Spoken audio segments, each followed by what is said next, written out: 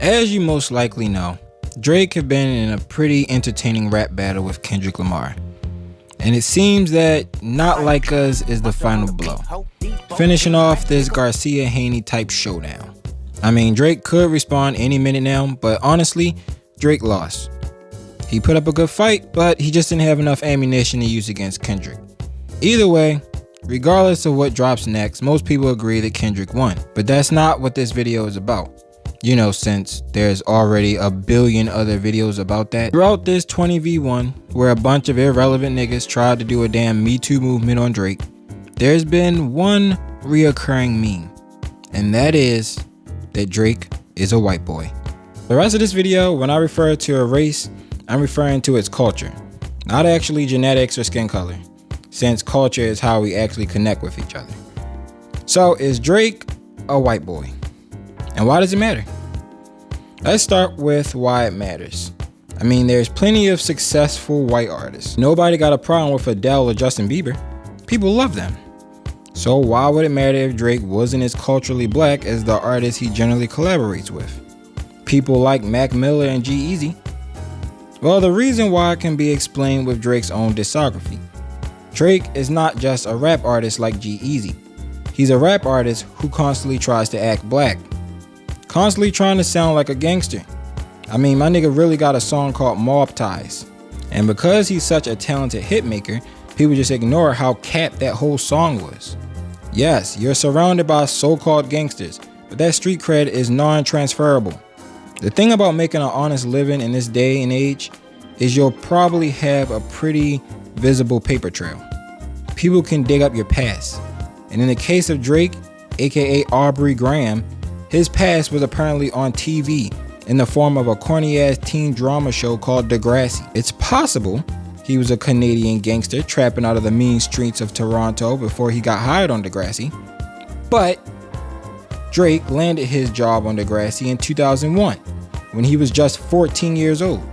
So yeah, he wasn't a gangster. But maybe he understands the basic struggle of being a black man in Canada. I mean, I'm sure there's a hood somewhere in Canada. Where's my sandwich? I'm so hungry. I didn't buy you that sandwich. Why? Because I bought chicken salad. I'll make you a sandwich. I bought some other things. Why couldn't you just got me the sandwich? Because the lineup was incredible. What's this? It's a grape sandwich. I'm so hungry. Well, give me a chance. Here, well, maybe you can help me then. Aubrey, let's do it, baby. Okay. Do you want to give me a hand? Put the food out, and I'll bring the. Well, then you go and get the plates. Come, let's do it. I'm tired. Well, I'm more tired than you. So what's up? You didn't get your sandwich. No, I didn't. Want to talk about it? No. Get out of here. I didn't get my sandwich. I was looking forward to a nice tuna sandwich on a bagel. Oh, tuna. I do eat tuna. I clearly said, hey, can you please get me a tuna sandwich? Oh, I thought you were kidding, because you don't. Oh, yeah, because you don't. I definitely pull a joke, joking about a tuna sandwich that I wanted. You like chicken salad. I'm just a regular comedian over here. Get me a tuna sandwich, Just joking. Okay, so this is the issue right here. Drake targeted an audience he doesn't understand and can't relate to. Let me give you an example of what I mean.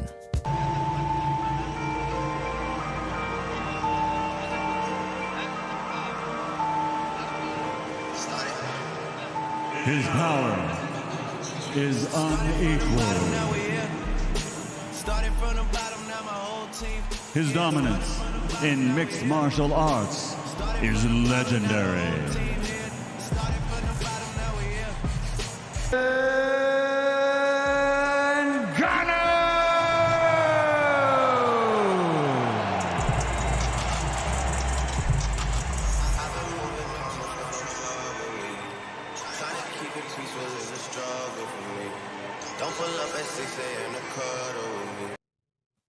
Thank you very much, Ariane. But you know, as I said, when you listen to if you have ever listened to my workout music lately, it's God plans. Ah. You know, God's plan. when God's planned something, nothing can stand against it. And God have planned this for me, and it's about to happen. God's Plan by Drake? So yes, God planned by Drake. That's my workout music. Anyway. That speaks to me.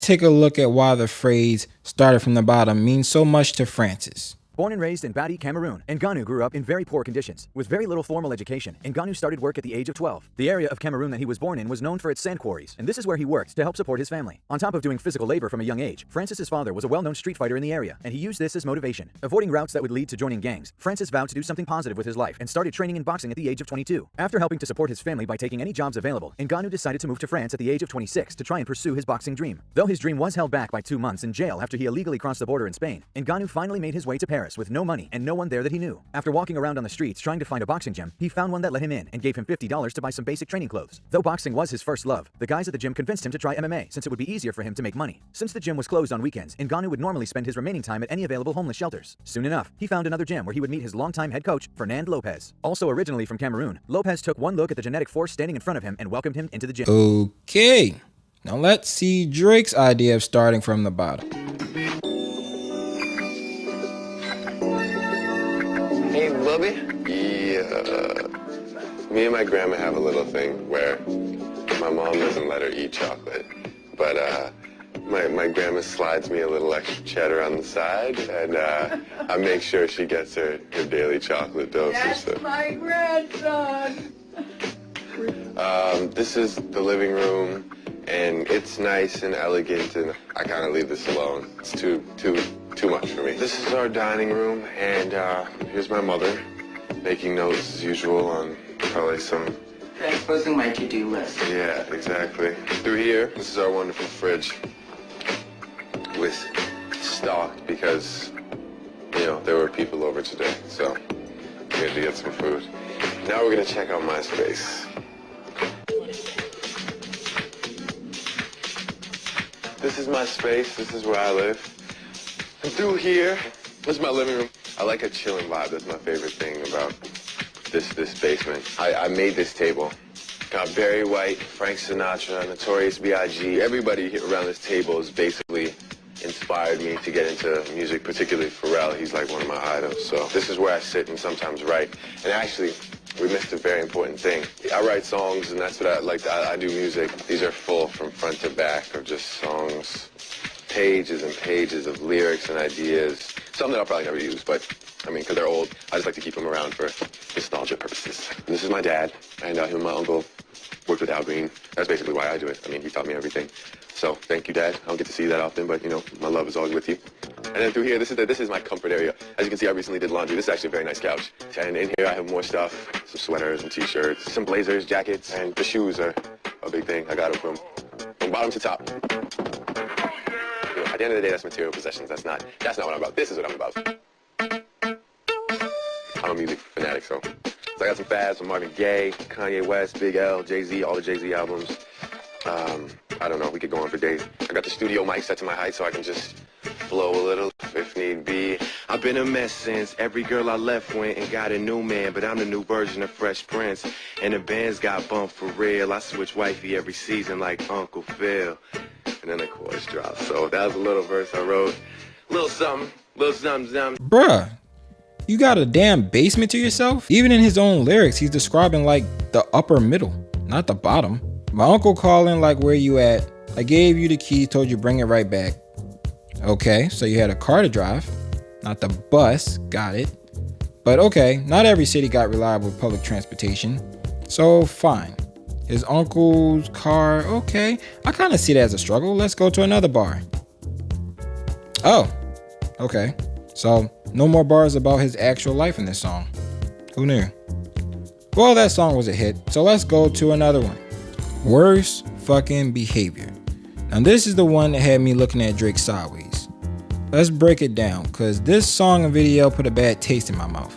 And I'm talking about back in high school when I first heard it. The first unspoken rule this nigga broke. He doing a damn video in someone else's hood. Pretty damn sure this is somewhere in the States. Drake is from Toronto. So what town is this, and whose damn baby is that? Even if this was somewhere in Canada, we know it's not where he's from. You in someone else's hometown acting like you from there. Now, I actually believe this is Memphis, where his father is apparently from, and also I think that's the old guy in the video. But that doesn't make this any less cap. Drake didn't grow up with him. He grew up Jewish with his mom in the damn Toronto suburbs. It's the fact that he thinks wearing some chains and standing in the hood for a couple hours while holding a black kid is what it means to be black. If Drake actually grew up in Memphis, one, he wouldn't have to purposely mispronounce words to sound less white in songs, because he would have had that good old Memphis public education to rely on. In other words, he would sound as illiterate as every other nigga who graduated from public schools in the US. No child left behind, nigga. In the US, even if you fail, you pass. The first president of the United States. First president of the United States. It wasn't Martin Luther King, was it? Yeah. Martin Luther King? Okay. You went full retard, man. Next, Drake wouldn't be so soft, because there's no way this pasty Simpsons character built ass looking nigga would have grown up going to Memphis public schools in 90s and early 2000s without getting his ass roasted. So he would have developed thicker skin. Not to mention, it wasn't all that soft ass anti-bullying stuff till like 2016 for real. So he would have had to learn to throw hands just to survive school. And that's without being involved in no kind of gang shit. Drake didn't have those experiences, but that's okay. He most likely had a much more comfortable life in Toronto with his mom. I doubt he would have had an entire basement to himself if he lived with his dad. So Drake, the man who started from the bottom, don't know what it's like to live in a normal bedroom, or to not be able to argue with his parent over a damn sandwich, or to be hungry and open the fridge to find some food, don't find none, close it, then come back 30 minutes later like maybe you just overlooked something. He don't know what an ass whooping feel like. He most likely haven't experienced many black cookouts. Most likely never had to ignore the sound of a smoke detector that's low on batteries. Cause let's be real, that's a struggle in itself. You don't know what it's like to vote for Obama because he's black, then try to pretend you know his political views when people ask you why you voted for him. I mean, a lot of people just straight up say because he's black. Shit, I did. You don't know what it's like to get harassed by arrogant cops just for walking down the damn street. You probably don't know what it's like to watch Roots for the first time and want to punch the first white person you see in the face. Cause, you know, that would probably be his grandma. And most importantly, I don't think he know what it feels like to be trapped in a system that's preying on your damn downfall. Drake don't get it. Yes, it's negative that black culture glorified crime and criminal behavior. Sure. But we need outlaws in our culture, so there's a balance of power. That mindset comes from not trusting the government that takes 25% of your check and then send the enforcers to shoot and arrest you because you fit a damn description. Police original purpose was to prevent slaves from escaping the plantation. And Blood's original purpose was to protect the black neighborhoods from police. We need outlaws because we can't give all the power to the government. They do not have our best interests at heart. Our friend Aubrey don't understand that. Black culture is more than just street names and fashion. Black culture is a perspective, one that Drake doesn't have. So why did it take this rap beef for people to finally call him out for it? Well, that's simple. Because unlike Danny Lay, unlike Iggy Azalea, Drake is a consistent hitmaker. He make good music. So even though we all been knew he was a fraudulent culture vulture, it was just easier to look the other way and enjoy your favorite Drake song. Everybody got at least one Drake song they fuck with. The problem with everybody letting Drake slide is it gassed up other frauds to come out with the mentality that making catchy songs is all that matters. But this is obviously damaging to the rap culture. This mindset is the reason why so much rap now sounds the same. Cause all these little niggas say whatever they want, and who gonna check them? After all, nobody's checking the top rapper, and almost anybody got more street cred than Drake. Shit, a newborn baby born in the hood got more respect in the hood than Drake. Dead ass. But the most unforgivable thing the rap community let Drake get away with is definitely ghostwriters. People actually tried to defend a top 5 lyrical contender having fucking ghostwriters.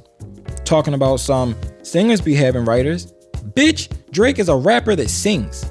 Singers credit their writers. They don't pretend they're the ones that wrote it. I'm just saying, When you grew up battle rapping in school and shit, you take a certain pride in your ability to spit. Now I'm talking about without writing shit down. That's the cultural aspect of rap. Yes, the end product matter, but so does the process. Now people just want to have a catchy hit and don't give a single fuck about how that hit got made. Rapping someone else's lyrics, living someone else's life, singing with someone else's voice. But what's real though? Are you talented away from your team in studio? Seriously, if Drake was broke and on the street freestyling in the subway, you tipping? Is he hitting those notes without the auto-tune? Is his bars hitting without the writing team?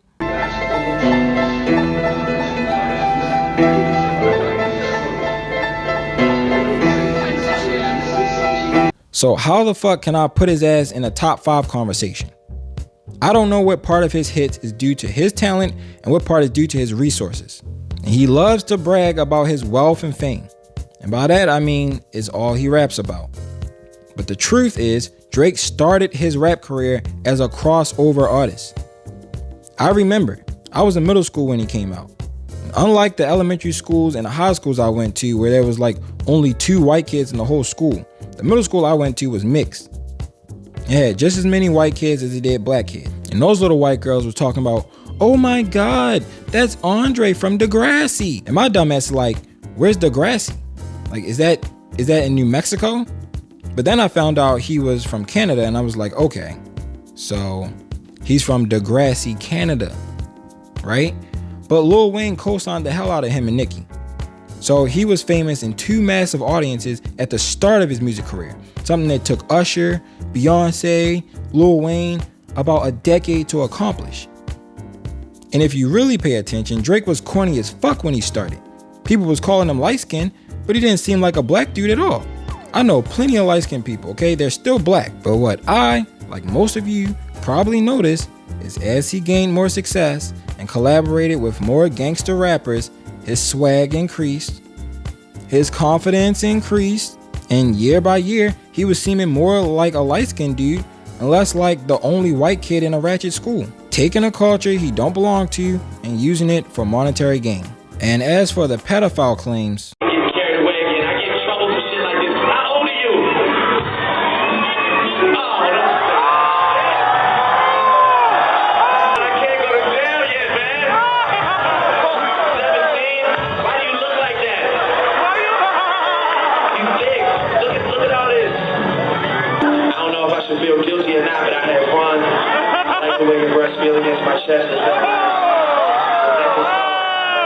I just want to thank you.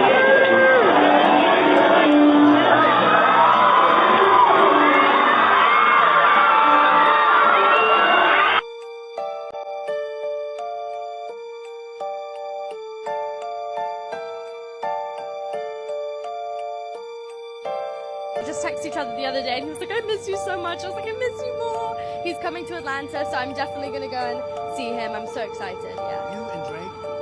That's awesome. That's awesome. What advice does he give you? Like, what does he say?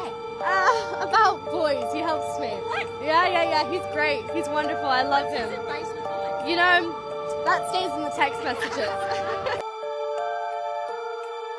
Let's look at some of Drake's insane deleted tweets. We're just gonna start off with a heavy hitter right here. I can't wait till she's 18.